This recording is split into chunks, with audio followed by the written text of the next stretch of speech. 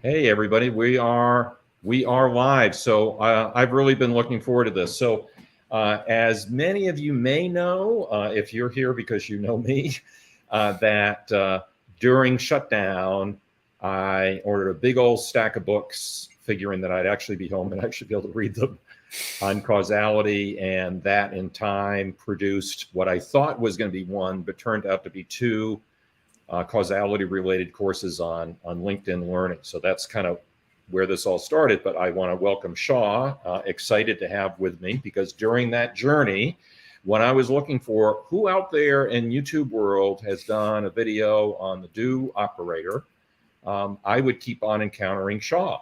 So we chatted, I think for the first time, probably about a year ago. And then I was searching again for those kinds of things. I was curious who was talking about causality in Python, and again discovered your channel.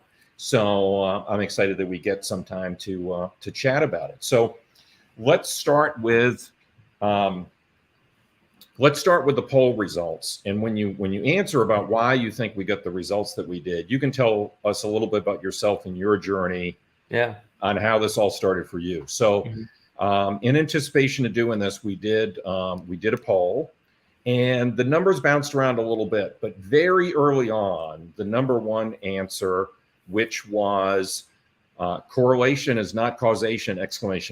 Was the answer that was given to why folks that are hesitant to try this. So, if any of you are willing to comment, if you saw that, or if that's the answer you would give, I would love to hear it, because that's where we want to start. The question is, sure, of course, correlation is not causation. Sean and I both cover that either in our course or in the YouTube videos. It's a super important thing to know, but that doesn't mean that causation is impossible. Mm-hmm.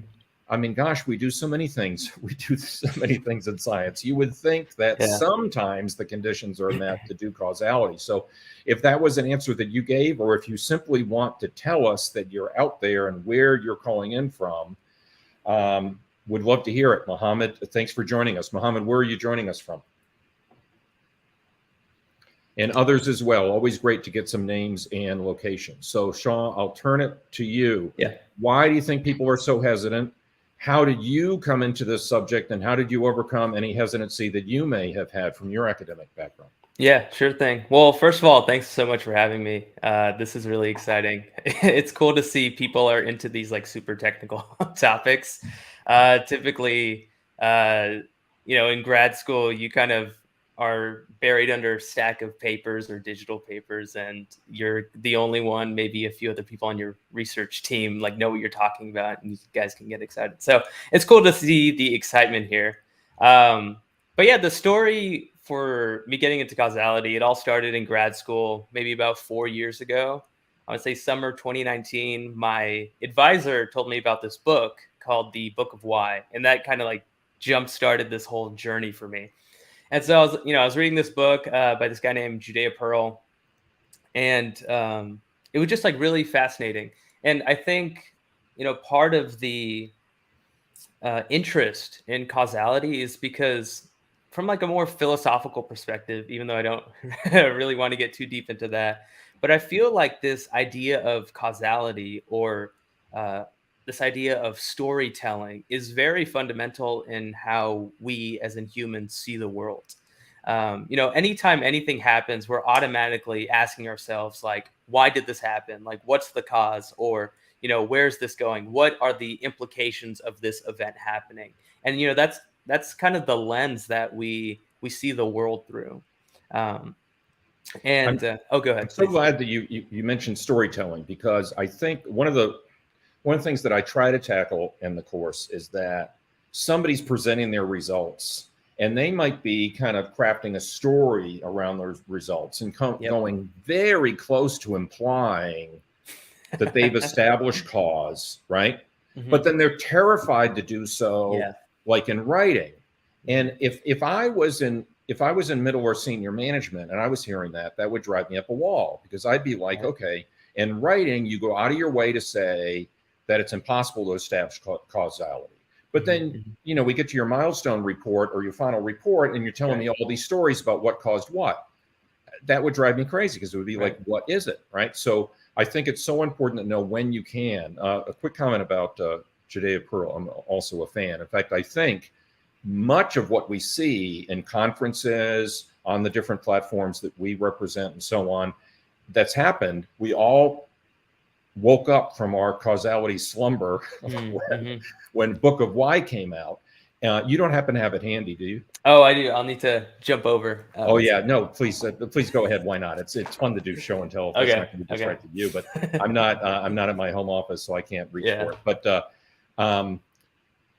he's been teaching that in LA for about 20 years plus, as far as I can tell, right? And his interest in it, I'm sure, goes back more than 20 years. But there's this huge textbook that you can get. It is not an easy read, and somehow he got the idea, or a good friend must have encouraged him to get a co-author.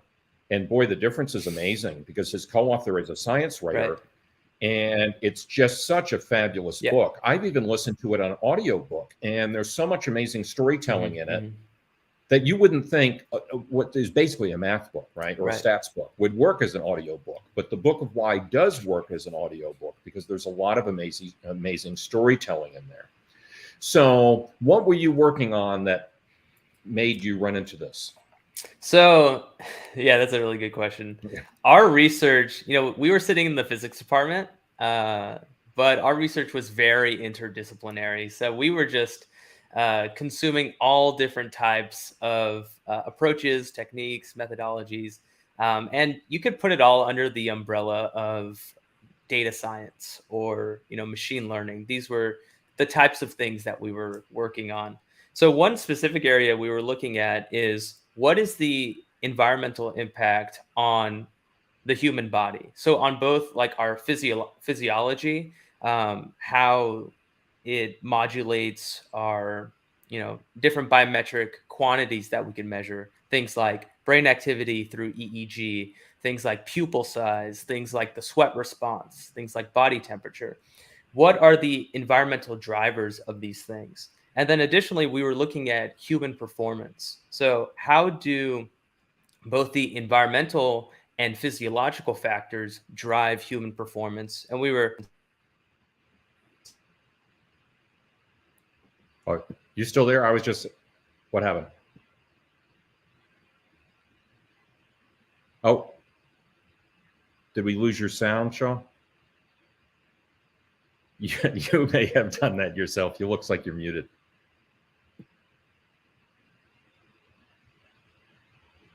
Oh, it's actually saying that it's not connected. Oh, there you go. I think you're good. How's that? That's what's fun about a live event, folks. Things like that happen. I want to welcome, by the way, Michael from Long Beach, who I've known for quite a long time. Feel free, by the way, to put questions or comments in the chat, Michael, because I know you have a longstanding interest in this. And Manny is joining us from Seattle, and Silvina from Argentina. Welcome all. Go ahead, yeah, so I'm not sure where I left off, but I'll just give the tagline. So we were trying to look at how our physiology, our performance, and the environmental context in which we operate all interact with one another. And so like this could be applicable to, military personnel operating in a high stress situation. How does, even something like the temperature in the environment affect an operator's ability to make critical decisions? Or how does, the amount of particulate matter in the environment drive our ability to exert like physical effort? So we were just interested in all these kinds of questions. And, we have a tremendous number of quantities and factors involved here, coming from the environment, our physiological response, and then the more we could say like psychological quantities that are around like cognitive load, so more virtual. Let's just take particulate matter, because I remember reading that in your, in your write-up. Let's take what's going on now with the fires, and remind me where you're calling in from, by the way. The folks might... Oh, I'm from Dallas, Texas. So we don't have the pollution, but it is very hot here. You're getting the heat wave, but you're not getting the Canadian fires as much that far away from the border. But let's just talk about that for a bit. Let's say there is a slight uptick in respiratory related, Right. I don't know, ER visits or something like that, when people are looking at data at the end of 2023. How, I mean, the problem always is to try to tease out all the different factors. So how could someone attempt to measure, Right. this is too big a question to answer here, but it gives some flavor to what both of us have been trying to figure out on our journey. Yes. How do you try to measure just the impact of that? Mm-hmm. Because there's other things that could be conflated with it, right? Of course. So this is kind of like the crux of it, and like why I feel there's growing interest in causal inference, because these questions are very practical. You know, like how big of a deal is this like tremendous pollution at a kind of epidemiological level? Like, should we tell people to stay indoors? Like, because if you don't, we're going to have X number of hospitalizations or something like that. So they're very practical questions. I would just say, like, at a high level, the general approach, I would say, is to always start with your causal model. So you need to sit down and with domain experts, or if you're the domain expert, just sit down and just think through what factors are important here. Like which variables listen to which variables. Oh yeah, listen to, I like that. Yeah, exactly. As borrowing the language of Judea Pearl. You know, you've raised a really, really important issue, which is on my list to talk about. Ready? So here goes.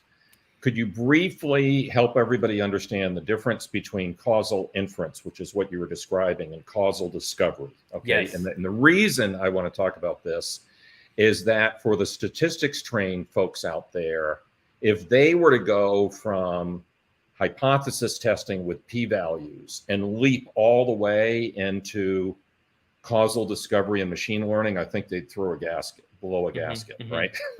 Because it would just be, it would violate all of the things that they've learned in their training. But if someone that's used to hypothesis training learns about what you're describing, which is crafting a causal structure, basically using subject matter expertise and then testing it, that I think is a step and not a leap. Right. So could you talk a little bit about the distinction between those two? Yes. Okay. So the starting place of causal inference, at least the way I'm talking about it here, is the causal model. So you start with who listens to who, and then essentially that's your hypothesis. We're hypothesizing that these are the interactions, the causal interactions, and then we can use that to inform our analysis. Causal discovery is sort of on the way. It can help with this journey. Basically, what you can do with causal discovery is infer a causal model from data directly. And so I think this kind of, to your point, the statisticians will get uncomfortable here because you're taking data to create the hypothesis, which, you could get into the realm of like p hacking and all that. Yeah, absolutely. I think the reason I was basically implying that they might lose their minds is because it would seem like p hacking to them. Right. And of course, p hacking is when you throw 1,000 variables at something, 5% of them will be significant at 95% confidence, and that's a big old mess, right? So, so I think the key. I was trying to think about, okay, Keith, what do we have to say in the first 10 or 15 minutes that will click and fall into place for folks if they've never heard about this before, is the problem of directionality, right? I mean, that's why correlation does not equal causation, because there's no directionality there. But clearly, if we're talking about healthcare concerns that we may or may not have about folks in Chicago right now, okay, I've seen, the images, it looks super hazy there right now, right? That I think we can assume that although particulate matter may possibly cause asthma, we don't know, right? Well, in fact, there probably are already studies that establish that, right? But it's reasonable to say that particulate matter or exposure to it causes asthma. But it's a bit ridiculous to say that asthma causes particulate matter. Right. Unless somehow we're exhaling particulate matter, which would be kind of bizarre, right? So could you talk a little bit about that? And then what what kinds of conversations did you have about that? Again, getting into your dissertation be like super complicated, but I'm really curious about two things. Is how, even though I know it wasn't the whole study, how do you have those conversations about trying to draw the causal structure? Because it really comes down to a diagram, right? And diagrams have arrows, and arrows do have directionality, unlike correlation or regression. So what were those conversations like? And I'm super curious, but I mentioned this to you before we started. I'm super curious about your committee, and if any of them found this mysterious or maybe even were skeptical about it, right? Yeah. So on the directionality front, that's something I would say you do in that kind of causal model definition stage. That's something you essentially assert in this framework. And again, you're not going to get it on the first go. And any hypothesis, any model you create of the world is going to be incomplete. There's that famous statistician, I think it's George Box, that said, all models are wrong, some are useful. And so, that's exactly the case here. So again, you just have to use your best judgment and land on a hypothesis, land on a causal model through, just various conversations. And then once you have that, then you can use that to inform your analysis. If you find that the results don't make sense, you can always come back, tweak the hypothesis, tweak your causal model, and just keep going. Do it again. Quick follow-up to that, and then we'll talk about your committee and a little bit about the discipline you were working within and all that kind of stuff. So basically what we're talking about here is that you might, particularly we're doing something like a thesis, you might, maybe you have a chance to spend a half hour with one of your committee members or something like that. You're going to the whiteboard, or maybe you've drawn on your, got the cover page of your dissertation here on my iPad, and maybe you're drawing with your little Apple pen or whatever. So you're drawing these diagrams, again, where the arrow represents causality, which is lacking in something like regression. In fact, I think you've probably seen it. I did a whole video on just flipping a regression around where the dependent and the independent made sense, and then flipping it around so the independent and dependent didn't make any sense. And most of the numbers are the same, right? Absolutely. Which demonstrates why regression can't tell you whether X causes Y or Y causes X, because there's no feedback in your regression output that confirms that, right? But you do this diagram, and what you basically might do is you might propose during the course of your research, maybe like a half dozen of these diagrams, because you mentioned you're not going to get it right on the first time, but you're not doing 1,000 diagrams, so it's not p-hacking, right? But you do these half dozen diagrams, and there are ways, and we'll get into resources in a few minutes, there are ways that are basically akin to goodness of fit, right? That would tell you that this diagram is better than that. Very briefly, and we'll talk about me a little bit later, but I was trying to do a LinkedIn Learning course on Bayesian networks. And whenever I do these courses, I say, in fact, we're required to do a little video that we don't necessarily call what you should know, but that's basically what it is. And when I made a list of the things that people would need to know to understand Bayesian networks, the list got so long, I said, wow, this really has to be a course that comes before Bayesian networks. And then that's what gave birth to, what I did. Okay. So back to your discipline and your committee members. So one, as studying physics, I believe, right? So physics PhD. Yeah, that's right. What kind of experience did you have with stats? I've had so many friends, I don't have a PhD myself, but I've had so many friends do thesis work, and when they get serious about their thesis work, they tend to freak out a little bit, because they go, oh my God, I'm studying physics, but to do this big chunk of my thesis, I need to know stats. Yeah. And then, like for a year, maybe you go on this journey of getting caught up to speed on stats. So I'm very curious about that. How you're doing data science now, but you chose physics as a discipline, how you got up to speed on stats, and what the academic backgrounds of your committee were. Yeah. Okay. That's a great question. It's funny. In 8 years of studying physics at like a university level, I didn't take a single statistics course. So I guess there's just so much to learn. They just assume you'll just learn what you need as you go. So you pick up a little bit when you take like thermodynamics or statistical mechanics or quantum mechanics. There's stats like embedded in the mathematics there, but you never take a statistics course. So I think there are pros and cons to that. Definitely so much of science is run on statistics. And I work with a lot of statisticians now, and they'll say like statistics is the core of science. You can't have science without statistics, which is what I expect. why I talk about Karl Popper course, because you think, oh my gosh, Keith, we're gonna have a philosophy of science video in the middle of a causality series, but that's why, right? Because it's it's at the heart of that. And of course, I started out in stats. Okay. So that's why I'm so sensitive to what statisticians kind of have to unlearn to be able to understand what Pearl is trying to do, right? Or rather to put that into, into context. Yeah. But let's just pause for a second on the fact that you didn't have a lot of classes on stats, but now you're doing your dissertation, you have to do it. Stats self-study sucks, to be candid, right? Because stats textbooks are not designed for self-study. There's some amazing YouTube content, LinkedIn learning content, on learning stats, but there's some bad YouTube videos on stats out there too. For sure. How did you navigate that self-study? I'll say big shout out to Josh Starmer and his YouTube channel, Stats Quest. I love that channel. Also just reading papers and a lot of figuring it out. So sometimes it takes you 7 times of like exposing yourself to a concept until you're like, oh, that makes sense.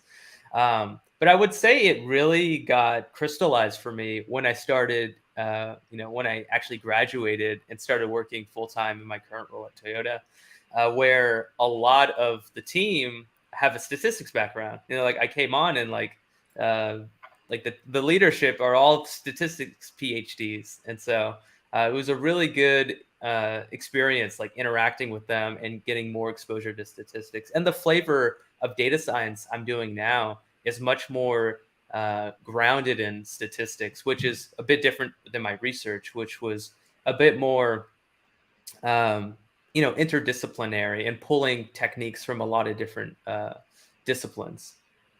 I'm going to guess Six Sigma too, right? You must have Six Sigma black belts all over a place like Toyota. Am I guessing right? I'm sure there are in the data science group where it's less focused on like those kinds of like certifications and whatnot. And people just, they'll definitely have the PhDs, the master's degrees and so on.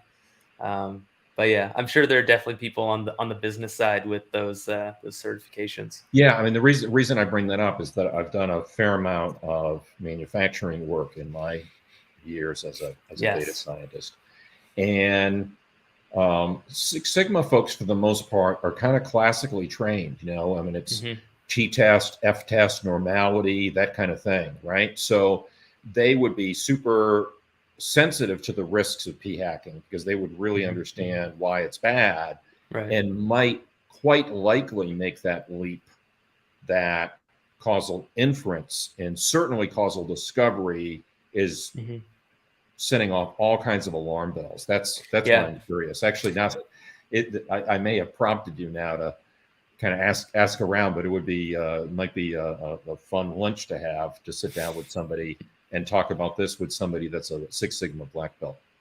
Oh yeah, for sure.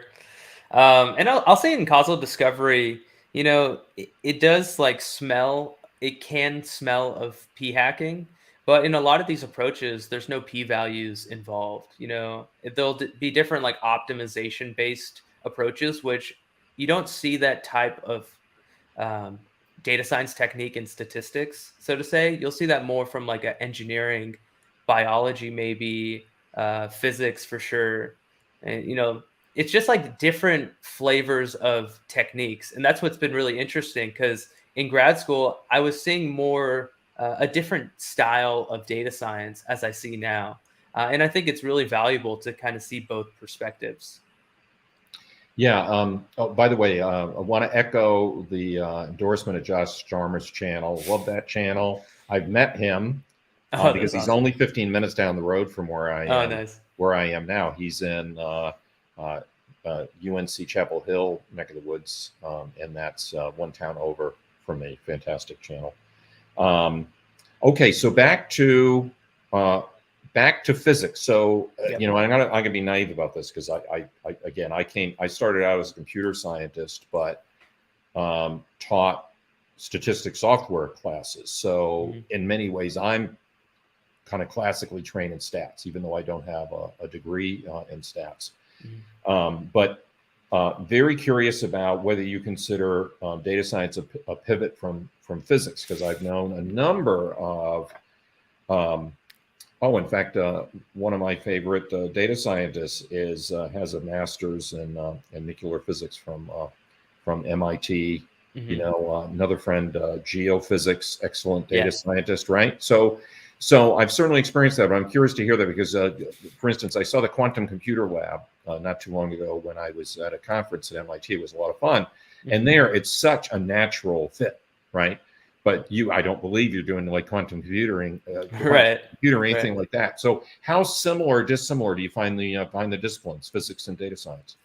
Well, I think there's a long tradition of physicists poking around where they shouldn't be. You'll see physicists everywhere: economics, biology, psychology,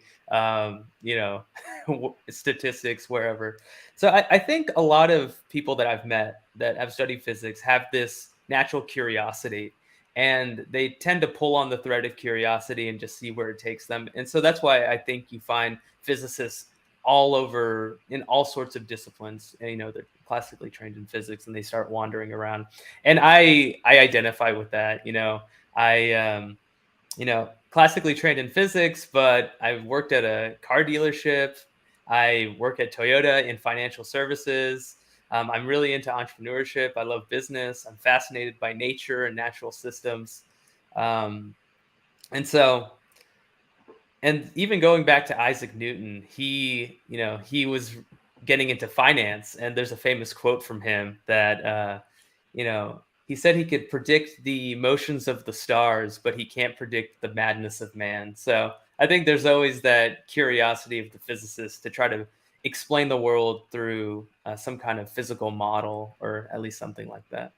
Yeah, in fact, do you happen to recall Judea Pearl's PhD? Is it computer science? I think he did study computer science. Yes, I could be wrong. But, a very different world when he would have been studying that. Probably got his PhD in the 70s or something like that. Yeah, he's such an interesting guy. Okay, so how about your committee? What were their, best you recall, because you had 5, right? So what were their disciplines? How many of them were physics? 4 were in physics. So 3 were in space sciences, because that's where my advisor sat. He sat in the space sciences group. And within there, one had applied math PhD. My advisor had PhD or has a PhD in atmospheric chemistry. Any stats? What do you mean? Any statisticians?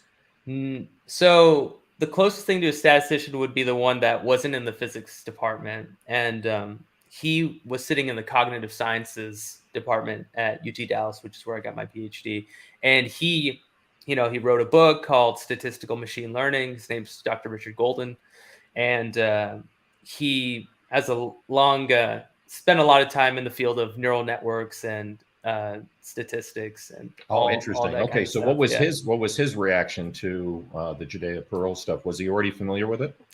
I think it was a non-reaction. Comments on other aspects of the dissertation. It was a long piece of work. So yeah. Have you played around with Bayesian networks at all? No, I haven't had the chance, or it just hasn't come up. My only exposure there is kind of comparing and contrasting to causal networks. Well, so that'll be an interesting segue, because we knew that we wanted to talk about resources around this point. So there is a software vendor called Bayesian Lab, and they're huge fans of Judea Pearl, and Judea Pearl has become fans of them, right? So they really kind of have this kind of intellectual partnership going on. Judea Pearl's not involved in the company as far as I know, but he's given the keynote at their annual conference and all this kind of thing. So Bayesian networks, the name, of course, makes it sound like it's all Bayesian, but it's really doing the graphs, the DAG graphs that Pearl talks about to establish that causal structure and directionality that we were talking about before, right? And of course, there's some Bayes involved too, but it's really straight out of Pearl's book. But when I mean Pearl's book, I don't mean the book of why, because this company's been around 10, 15 years now. Mm-hmm. It's more out of its big doorstop and causality textbook, right? So what they've basically done is implemented what he's done. So what's also super cool about it is when Book of Why came out, and so many of us were super excited because this was approachable. It was finally something we could, recommend our friends, and also something that made more sense to us. I'm sure if you've tried the others, it's a tough, can be a tough read, especially if you start with the tough book.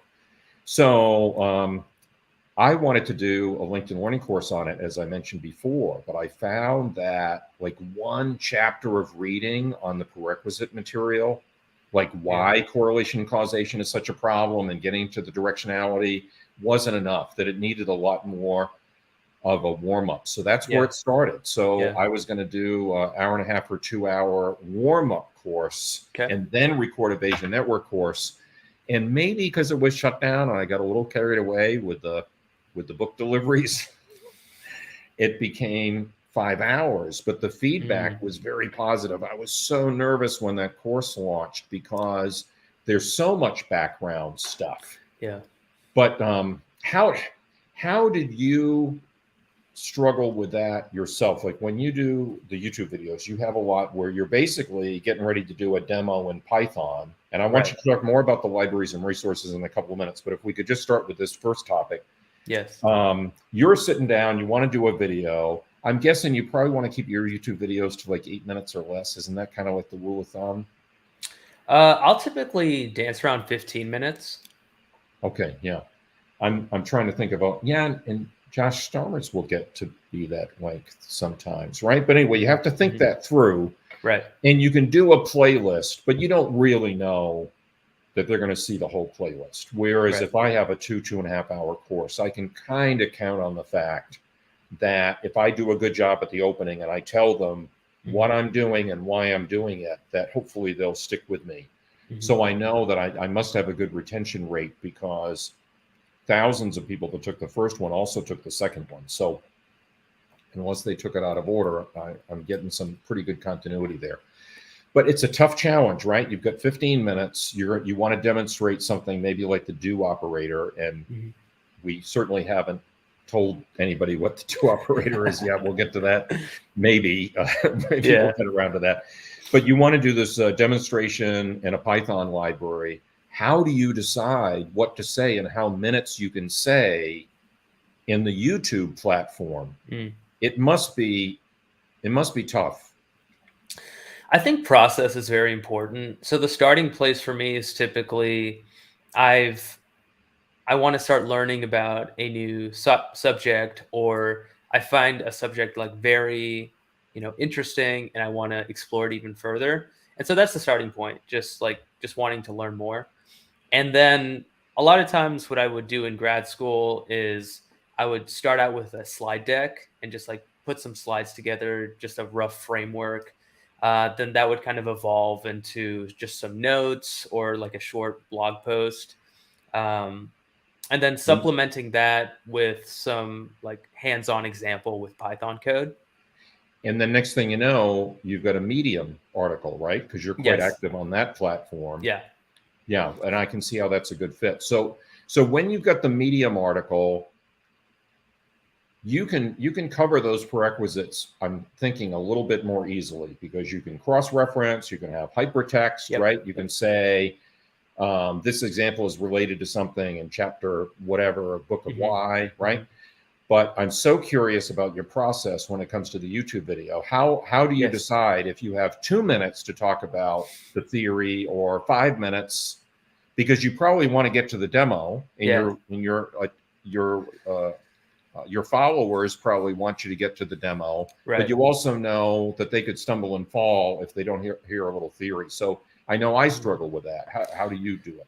To be honest, I don't think of it in terms of minutes. I do use the guiding principle that less is more. So I try to keep things as concise as possible. And I try not to use more than because I'll typically structure my videos around a set of slides. And I try not to have more than, let's say, like 5 prerequisite slides before the demo. And so, yeah, I typically just make the slides, try to make it as concise and action packed as possible. And then I'll just like talk through it. And then it becomes a game of just making it as concise or cutting it down as much as possible in editing. So maybe I'll capture like 45 minutes of video and I'll take that and make it 15 minutes. Oh, Just wow. doing some hard cuts. And because people, they don't want to have me talk, make a point and then keep talking, or like pausing and then keep talking and stuff like that. So like cutting out all the gaps and spaces between words as much as possible, just make it super concise. That's so interesting to hear, because of course I have the same experience with my recording, but I'm so fortunate because with LinkedIn Learning, you're in a controlled environment. You're in a booth. If it's voiceover slides, screen capture, or possibly on camera, although I've only done a couple of on camera courses. I'm actually going to do another one in August. So you have to be super prepared for that, because you've got to be like on a teleprompter and everything. But interesting. Back to your point about 45 minutes and 15 minutes, I didn't know that. I didn't know that ratio, and I'm sure it's similar for me, because what we're my fellow authors, LinkedIn Learning authors, if they're on, will get a kick out of this. But we're all taught to say, why can't I say it? It's not repeat. It's why is my brain not working? But I can't. But I said this word like 10,000 times. But anyway, it's not repeat, but it's something like it. If there are any authors there, save me from my aging brain and put it up in the comments. And it's not say again, because that has say again as a military phrase. I'm not say again, but repeat. Anyway, it's going to drive me crazy. Anyway, they actually write a little. The audio editors write a little macro to catch that word, because what it means is they'll know that when they're editing, they want to really pay attention when somebody says that, because it means that the minute prior maybe is going to get cut out. Like if I stumble, that's helpful. I alert them in post-production, right? Or I might click on the wrong thing. So I'll literally say on the audio track, note to post-production, sorry that I clicked on the wrong thing. I'm going to go back to the beginning of that paragraph or something like that. I'm sure that audiobook narrators, there must be some similar communication, but the point is that I'm fortunate that I don't have to do that editing myself, and they do an absolutely amazing job. And I'll have, a couple of hours of raw time, and it will come out like it's 51 minutes. In fact, that's one of the first things I check when a course comes out, is I want to know how many minutes there are, because I know that, if I'm aiming for an hour, I really want it to be consistent with that, because I'm being thoughtful about my audience or where it's going to land in a playlist or something like that. So anyway, that's very interesting. I mean, I anticipated that you would have had a similar process, but it's interesting that you just do that. So it also means that when you're recording, and people might not know this about recording, it kind of really frees you up, because you just keep trucking. Yeah. Rather than it's a lot of. Yeah. Did you ever have a phase where you would get 2 or 3 minutes into it and then go back to the beginning and go back to the beginning and go back to the beginning, and then it's not efficient at all? Oh yeah, all the time. It's another reason why I enjoy making the YouTube videos, because a lot of people that, maybe study physics or into data science, communication is not our strong suit. And so this is a skill that I've been putting a lot of attention toward. And I find the YouTube videos are a really good way for me to improve my communication skills. And so the earlier stuff is a lot worse than the current stuff. Maybe it doesn't come through after all the editing, but the editing has gotten a lot easier because I'm better at explaining things well the first time, instead of having to do it like 10 times. Yeah. I just remembered the word, by the way. It's rephrase. So if you listen to the raw audio track, it will be, I want to welcome you to this class. Rephrase. I want to welcome you to this course. Rephrase. Okay. I want to welcome you to this course, right? So when you watch it later, it's like I never stumble, I never I never get tongue tied. But believe me, if you were sitting next to me, that would not be your experience of my presentation. So as promised, we owe everybody a discussion of the Python resources and libraries related to this, because one quick follow-up to an earlier topic, but we definitely want to get to resources there, because I don't address the Python libraries. My two courses culminates in a demonstration of the Bezier lab that I was talking about, and they actually see the drawing, and then we talk about why the arrow was going a particular way, and the whole idea of severing, the connection business, which I know you're familiar with, and all that kind of thing, right? But I figured, what are all the things I had to know before I got there? So I'm curious, your experience. I think you've watched the first one. Totally get it. In the YouTube platform, you're announcing, hey, I'm going to do a video on the do operator. So you don't want to keep them waiting for 30 minutes. It doesn't fit that environment. Yeah. But what did you think of the fact that I had like 2.5 hours going through all that history? I just figured there was an audience for that. Maybe for folks that had read the Book of Why, they wanted more. They were getting really deep into it. Yeah. And man, the number of books and references that I had to pour through to get it, down to that. But I figured that somebody out there would want that background, so they could, depending how serious they were about giving this a try. Yeah. What was your reaction? I really enjoyed the course. I was listening to it on a road trip up to Oklahoma a few weeks ago. So you got me through the road trip there. And I really liked it. And it's interesting because I feel there's so much in the space. Like, I obviously don't know everything that is in the space.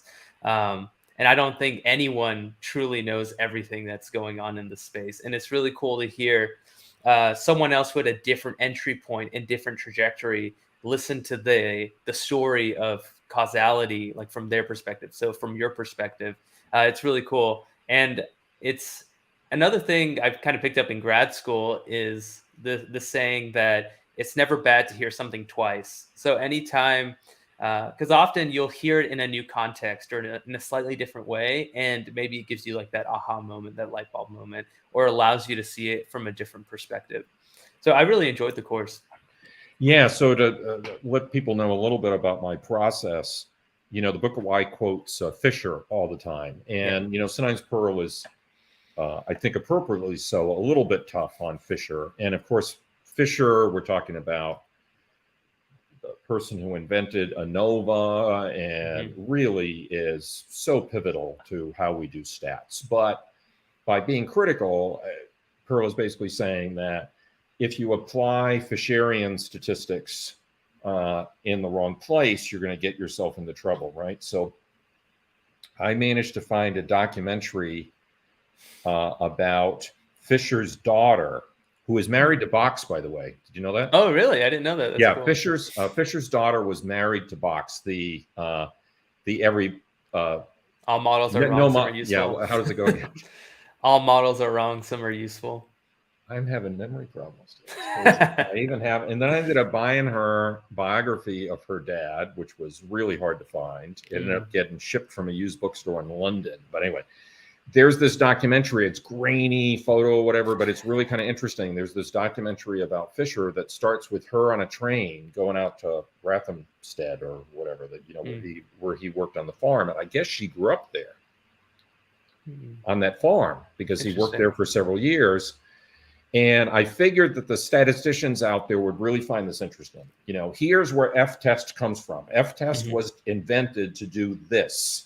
Yeah. If you're doing causal discovery machine learning, you're not doing winter wheat and fertilizer, right?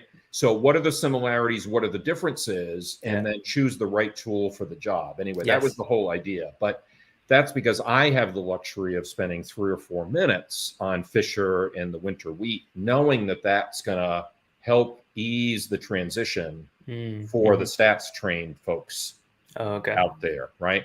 But that's why, I don't have the Python demos and so on, because that's the nature of it. I wanted to be tool agnostic. I didn't want to restrict it to just coders. So I figured, in fact, my fantasy here, and I don't know if any of the content managers at LinkedIn are listening, but particularly after quite a few minutes of conversation with you, Sean, I would love eventually to see in the library, who knows who would contribute it, probably wouldn't be me, but something like Introduction to Causal Inference with Python in the library, and probably a separate course. I would suggest doing as a separate course on causal discovery with Python. But that would be a fabulous 4-course playlist. Learning path, we call it. YouTube, it's a playlist. LinkedIn Learning, called the Learning Path. So it takes months to get something like that approved and through post-production and everything, because it requires a trip out to Santa Barbara and, you know, all this kind of stuff. But, and I don't know if it's, I don't know if it would be me, but I just think that would be a fabulous lineup. That's always what I envisioned, is that something would come after my 2 courses to get all that theoretical groundwork out of the way. What I was trying to do is I was trying to get the statisticians and the machine learning folks and maybe folks that have a background in neither to talk together. Yes. And not be so skittish about this. Right. You know, to get them all multilingual to a degree, just enough to converse and to trust each other and to convince each other with data. So with that in mind, I know that a substantial fraction of the audience of my course would have loved it if I had Python demos, but that's why I didn't want to shrink the audience only to coders, right? So could you talk a bit about what you found in Python and what's available out there, because it's a lot, right? Yeah, absolutely. And I'll briefly comment on what you're talking about with, you know, all these different backgrounds. They sort of speak different languages, so they kind of need to have like that open dialogue and conversation. And I think that kind of goes back to the poll that we were talking about at the top, and why people are so hesitant toward causal inference and causality. I feel like one of the, you know, just my opinion, I think one of the biggest obstacles is there's no unified like framework of causal inference or causality, because there's so many people with so many different backgrounds doing it in slightly different ways. And there's just like a lack of like dialogue and consensus there. But I feel like we are converging toward that. You know, causal inference has, even in the past few years that I've been looking at it, it's really grown. And so I'm optimistic about that. Kind of talking about, oh, sorry, were you going to say something? Oh, yeah, I was curious. I mean, I've said for 5 minutes. We'll talk about Python one day. But since your journey is a little bit more compressed than mine, in that I've been doing stats for 25 years more, right? So for a decade, I was the guy that would have been skeptical about this, right? So a lot of this persuasion was more internal, whereas you started, when did you start doing that self-study in stats? 2-3 years ago? I would say summer 2019. I think that's about when it started. Okay, so almost 4, right? But you would have done that. You're already like in grad school mode. So the reason I want to ask you this is because some of this material would have been new to you, right? Who did you encounter along the way that possibly would have given that answer in stats that basically we're both interpreting as you can't do this? It's just not allowed. And yeah, I think that's a really good question. And it kind of goes back to what I was saying, like you never get exposure to statistics studying physics. And it took me a long time to finally meet a statistician. It wasn't until I started, you know, working in my current role with a bunch of other statisticians that I actually got exposure to that perspective. So I think that's kind of like the pros and cons. You know, the cons is like statistics is a very powerful approach to interrogating the natural world, but also on the other hand, it's kind of an advantage because it allows you to see things with a slightly different perspective or with a slightly different set of assumptions or axioms. So it's really at work that you've encountered, that. And have you had conversations about Perl with them? Not really. You know, causal inference is something that is very practical and I feel is on the forefront or in the back of a lot of business people's minds, because again, we don't care about correlation, so to speak. We care about causation. It's like, what can I do to influence the KPI, to influence this outcome I actually care about. And that is a statement of causality.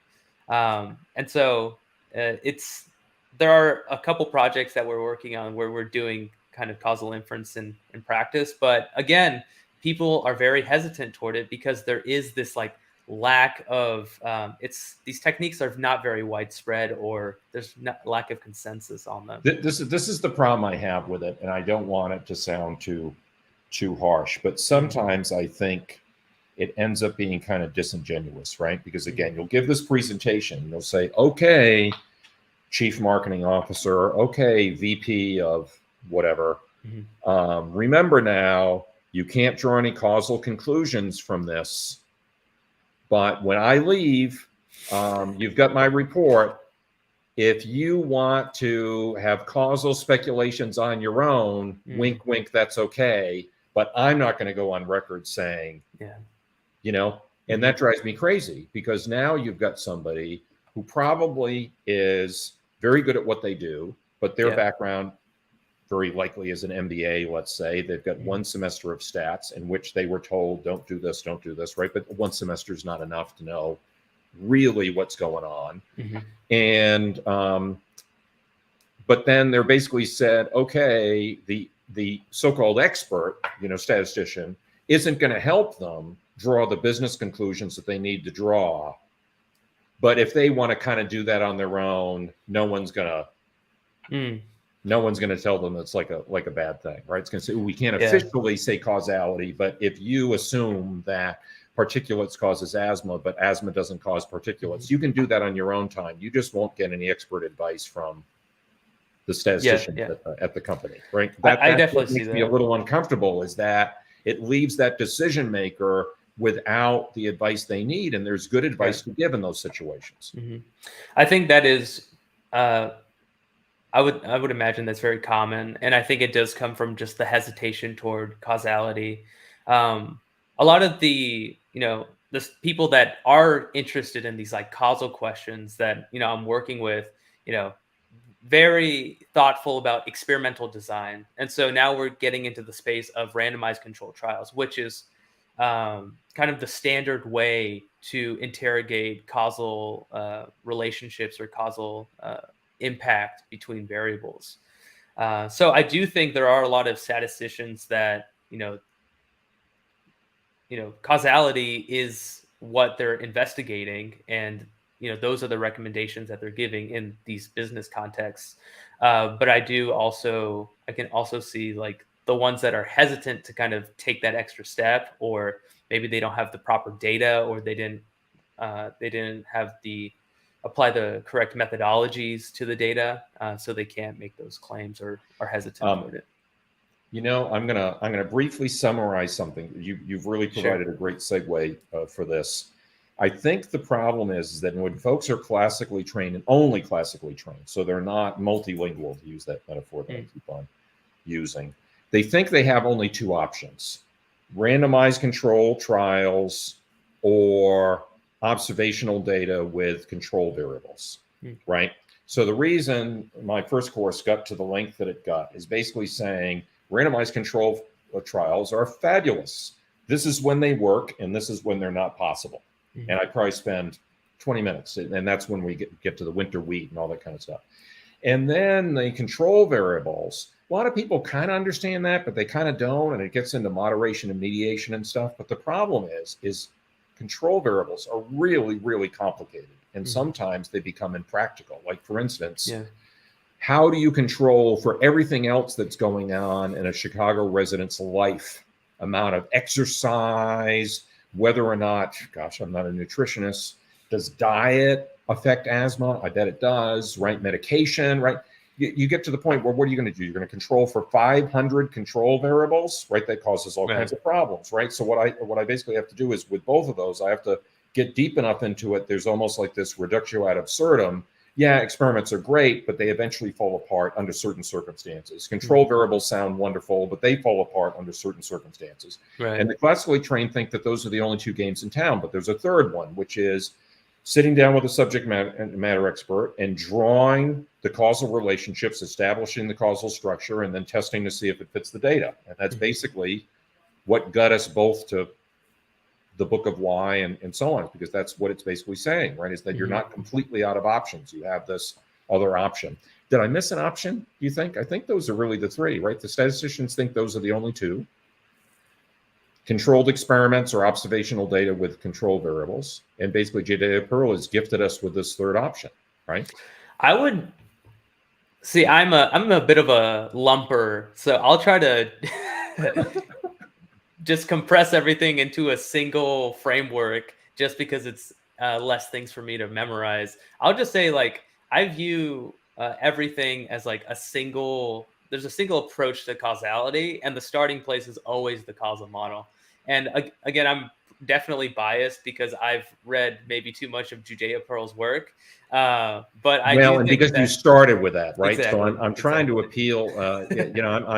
I totally get it, but maybe because I'm saying this, maybe I'm being a splitter now. I don't know, but for the stats folks out there, they might really understand experiments and control variables, but not get this causal structure that we're talking about. And that's why I felt I had to frame it that way. But you're right. There's probably an entire generation, frankly, of data science masters, for instance, coming through the system that maybe will encounter this, or might go straight to causal discovery and never learn p-values, t-test, f-test, and so on. And I get a little bit nervous for them because it's not like controlled experiments go away just because we have causal models.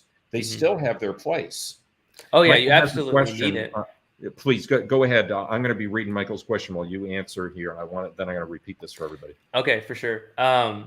So I'll just say there is a risk whenever it comes to conditioning for variables that, just because there are 500 factors or 500 variables that could play a role in the kind of system that you're studying, conditioning on all of them can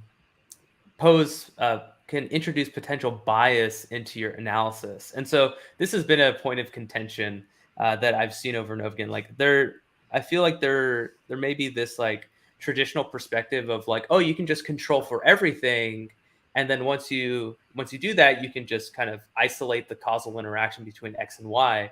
But if you've read like Judea Pearl's work, you'll see that there are variables that you shouldn't condition on, because by conditioning on them, you can introduce bias into your problem. And that's with the collider. So there could be two variables, X and Y, that are statistically independent, but both are that both cause X. So they're statistically independent. They both cause X, or both cause Z. If you condition on Z, you create a spurious correlation between X and Y. And so if you kind of blindly just condition on every variable, you can introduce bias into your analysis, by accident. And so that's why I think having the causal model at the outset is so important, even if you're doing a randomized control trial, because you don't want to accidentally introduce that kind of bias into your analysis. Oh, yeah. Well, actually, no, I suppose we can phrase it in a way I think that both you and I would totally agree, and I think almost any researcher would agree to. Draw the relationships. What's the harm, right? Right. Running a correlation matrix doesn't do that for you, right?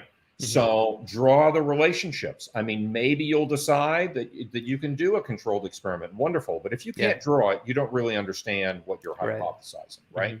So if you're basically making the claim that, learn how these graphs work and just draw them on paper, right? Yeah.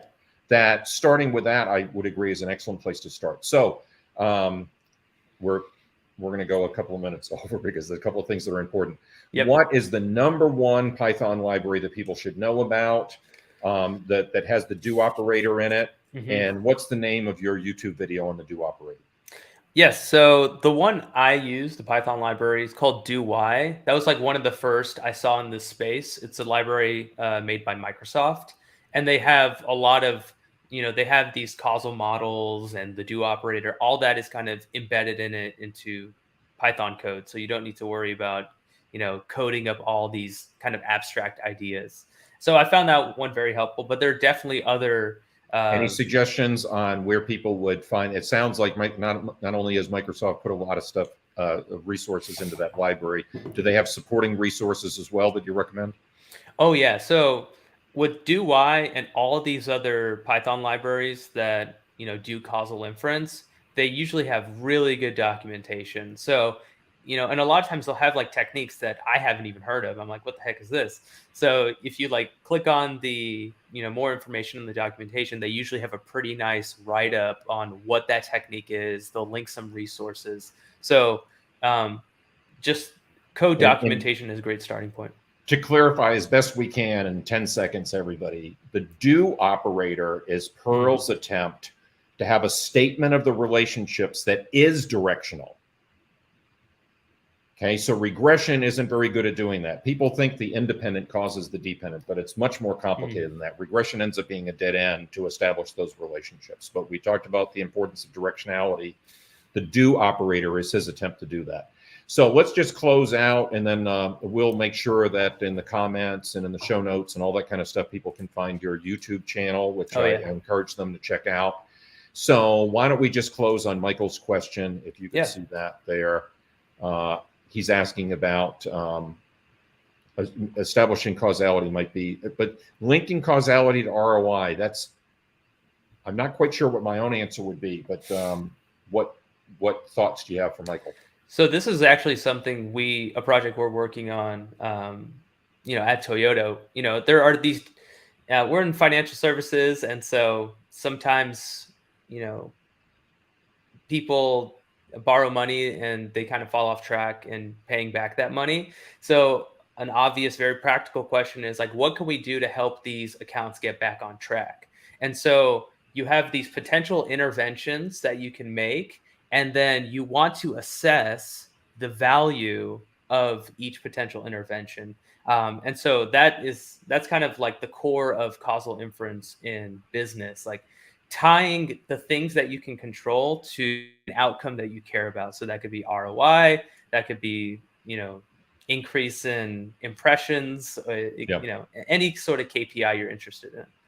Well, we can end with this note that's what Perl would call a counterfactual, right? If it were not for X, they would have paid on time. Yeah. So if we can intervene in some way that X is no longer a problem, then they won't default, we hope, right? Something like that. Yeah. No, but this connection between interventions and models has always been like super, super important to me. I am not surprised that we ran out of time before we ran out of topics. I knew that was going to be the case. But I've really enjoyed it. I hope everybody else has as well. Many of you will hear this in recording. By the way, if you joined after we started, then the moment we finish, it's in my LinkedIn feed. So, and also on my YouTube channel. So feel free to check it out there. And please continue the conversation in the LinkedIn feed. I'm sure that Shaw will keep an eye on that as well.